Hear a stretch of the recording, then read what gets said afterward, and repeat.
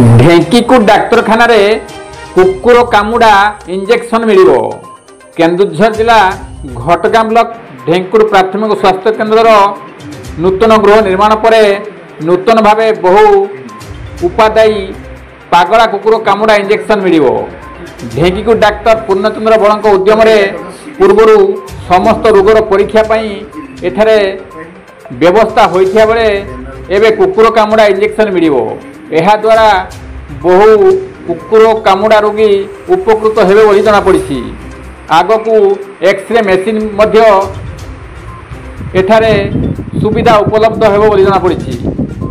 Doctor पूर्णचंद्र बड़ एही उद्यम को समस्ते प्रशंसा करछंती।